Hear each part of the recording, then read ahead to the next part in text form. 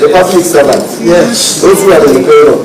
Yes. We reduce their salary. Or, because that is what is left, we have salary up to we can cut their salary? Yes. Number two, we can go to the domestic market and borrow more. What has Kenyans been saying? What have you been saying? You have been saying, please don't overborrow. So, as we talk of fixing this short-term crisis with measures as removing taxes, let us also think of the consequences. And I'm not saying that cannot be done. That is why I say desperate times call for desperate measures. Right. If that is where it will come to, and government will make their decision, so be it that there will be consequences. Then, on the issue of fuel levy of 7 shillings, you know, my friend Dindi is becoming just notorious and he's tedious. He knows very well that 7 shillings is sold. That 7 shilling has been sold. That 7 shilling has helped us to raise money to restart all the road projects that we are seeing across the country. It is not money that is available to us anymore. It's money that we have used to do the Mangao roads. They are stored. Uhuru Kenyatta left them stored. The roads in Suba were stored. The roads, like Steve, the roads in northern Kenya, which were built down and stored, the contractors had left the site. All these roads, including Mombasa, Lokokulu and the rest, those roads have been restarted and they are going on. All right. Now, that money was used to raise money to do this road. And he's saying that that money should be removed from the field. It is not there. We have sold that. All right. There was a last question. I don't know if you... No, the last question, which she asked, I'm trying to remember. All right. She's speaking on M-Pesa. Yeah, no, I got it. Actually, I think the question my sister was asking was about financial data, security of data. You know, there's been that discussion. If I'm wrong, you can correct me. But I think you are asking whether now we will access your financial records and you are quoting the Article 43, the rights to housing, right to health, and you are quoting as a hotel, a freedom, many other freedom. And let me tell you, let me be very candid on this. Financial records should never be kept secret.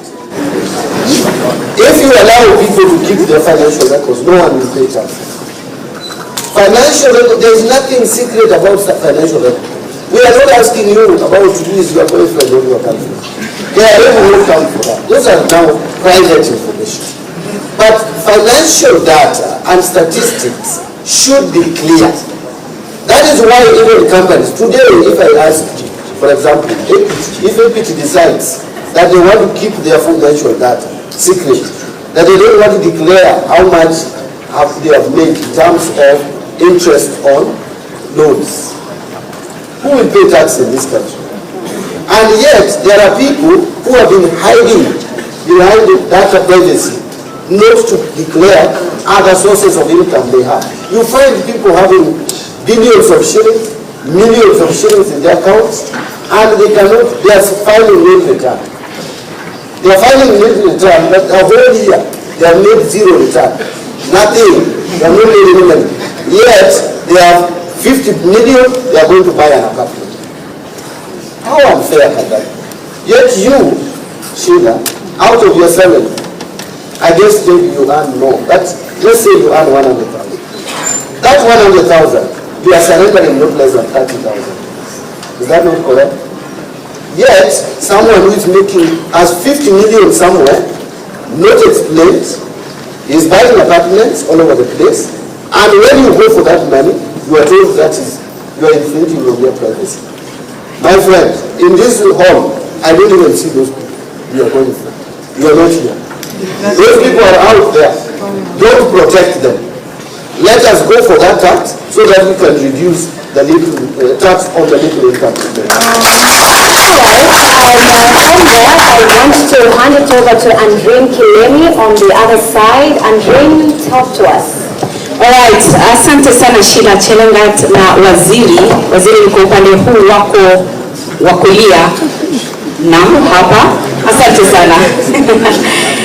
Unajua katika mazungumzo yako waziri umekuwa ukirejelea propaganda kwamba kuna watu au wananchi ambao hawaelewi kidogo kuhusiana na vitu ambavyo viko kwenye mswada wa fedha wa mwaka 2026. Kwa hivyo wizara yako inafanya nini kuhakikisha kwamba hizi propaganda zinasitishwa? Kwa sababu kwa upande wangu ni kana kwamba hamjafanya vya kutosha kuweza ku-create awareness ambayo tunasema ni kule kuwahamasisha wananchi zaidi. Thank you very much. I agree with you that sometimes we have not communicated properly and effectively some of these tax measures that have been proposed, including even the budget. But again, you'll agree with me that the direction we have taken or the trajectory that National Treasury is taking has changed. One of those, what I would call public participation forums is this one. Look at the number that we have in the hall. And I'm sure those who are watching it out there are even more. So this is the kind of engagement that is making people more and more engaged. And the way we produce the finance bill, we started the discussion immediately. So people have discussed and wrote propaganda. We have explained those propaganda to where we are, including taxing rental income at 10%, up from 7.5. It is not in the bill. Yeah, and we have explained that, yet the initial reaction was that that's something that is in our bill. So we are communicating, we are educating ourselves, and we will do more going forward. But Parliament, National Assembly, is also doing the same as we speak. But we have made some tremendous progress in terms of engaging. Asante sana kwa hilo waziri. Labda swali langu la pili ni kuhusiana na wananchi sasa wana muda wa hadi Mei tarehe 25 mwezi huu kuwasilisha maoni yao kuhusiana na mapendekezo ambayo yatakuwa yakitekelezwa kuanzia Julai mosi. Je, hii ni formality au ni kitu ambacho kitazingatiwa kwa undani? Iwapo Wakenya watapinga, basi mtakuwa mkiondoa lile ambalo Wakenya wengi watakuwa wamepinga? If you notice from 2024 that the voice of Kenyans have been heard, the common Kenyan has been heard. Apart from losing the finance in its entirety in 2024, the president heard the people of Kenya when they demonstrated in the street and almost turned violent, actually turned violent, yeah, and pulled out the finance bill that has been passed